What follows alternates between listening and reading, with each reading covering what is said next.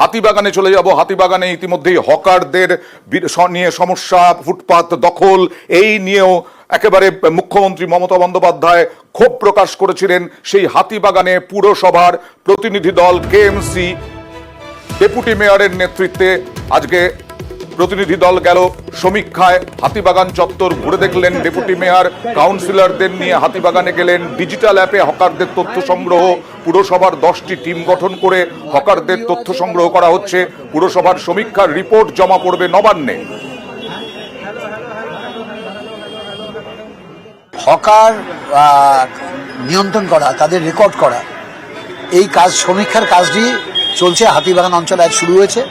একটা অ্যাপ তৈরি করা হয়েছে, নবান্ন থেকে করে দেওয়া হয়েছে, যে অ্যাপে আধার কার্ড লিঙ্ক করে, আধার কার্ড প্যান কার্ড লিঙ্ক করে একজন হকারের সমস্ত তথ্য অনলাইনে রেকর্ড করা হচ্ছে এবং লোকেশন অ্যাটাচ করে তাদের ছবি তুলে কে কোন জায়গায় বসে আছে এই কাজটি সম্পন্ন করা হচ্ছে, সমীক্ষার কাজ।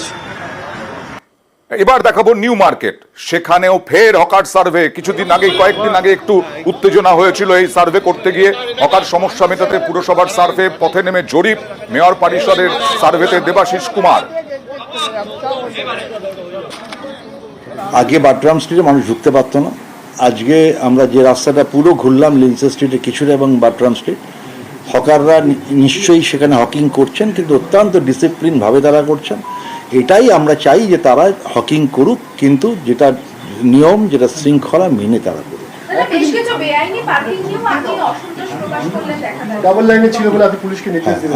আমরাও বেআইনি পার্কিংও থাকবে না। বেআইনি পার্কিংও একটা সমস্যা তৈরি করে দিচ্ছে, যেখানে আমরা পুলিশকে দেখিয়ে এসেছি যে আমাদের পার্কিংয়ের ওখানে লাইন টানা আছে যে কোথায় গাড়ি থাকবে। আমি আশা করব পুলিশ সেটাকে অ্যাসিওর করে দেবে যে ওর বাইরে আর গাড়ি থাকবে। গড়িয়াহাট হাতিবাগানের পর নিউ মার্কেটেও হকার সার্ভে শুরু হলো।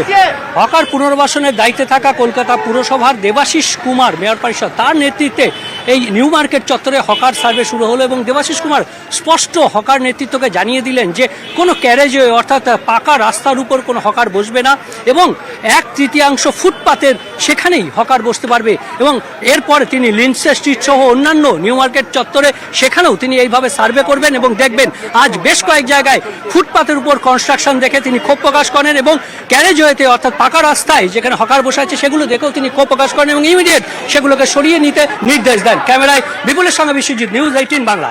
বর্ধমান শহরেও এইভাবেই ফুটপাত জবরদখল সরানো হলো। আজকে পুরসভা গিয়েছিল, পুলিশ গিয়েছিল এবং সেখানে আর্থ মুভার দিয়ে যে স্ট্রাকচার বানিয়ে ফেলেছিলেন হকাররা, সেই স্ট্রাকচার ভাঙা হলো। দেখছেন সেই ছবি। জেলখানা মোড় থেকে শুরু উচ্ছেদ অভিযান। পুলিশকে সঙ্গে নিয়ে উচ্ছেদ অভিযানে পুরসভা, নোটিশ ছাড়া উচ্ছেদ অভিযানে ক্ষোভ হকারদের। একটু ক্ষোভটা দেখাবো। পূর্ব ঘোষণা অনুযায়ী উচ্ছেদ অভিযানের দাবি পুরসভার। দেখুন ক্ষুব্ধ হকাররা।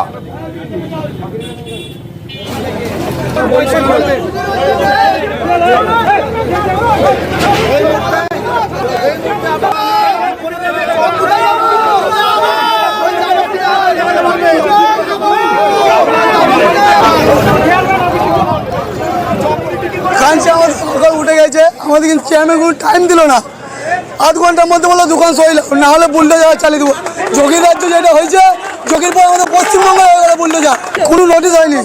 একদিন মাইকিং করেছে, তার মধ্যে আবার উঠে দিল। হকার উঠা বললে কিছু বলেনি, এখনো মাইকিং চলছে। ওই মাইকিংটা আপনারা শুনবেন, দেখবেন হকার কিছু বলছি না। আজকে আমাদের জেলখানা মোড় থেকে আমাদের পরিবাগান অব্দি আমরা উচ্ছেদ অভিযান হলো, যেখানে বেআইনি দখল যেটা আছে সেটাকে এভিকশন করা হলো। পেয়ার নোটিশ দিয়ে করা হয়েছে। 3 দিন ধরে মিউনিসিপ্যালিটি মাইকিং করেছে। আজকে পুলিশ, অ্যাডমিনিস্ট্রেশন এবং মিউনিসিপ্যালিটির যৌথ উদ্যোগে আজকে আমাদের পুরোটাই দখলমুক্ত করা হলো। এটা মিউনিসিপ্যালিটির এভিকশন প্রোগ্রাম, ঠিক আছে। ওরা কীভাবে কানেকশন হয়েছে জানি না, ঠিক আছে, কিন্তু এটা সরকারি জায়গা, মিউনিসিপ্যালিটি কোনো পারমিশন নেই।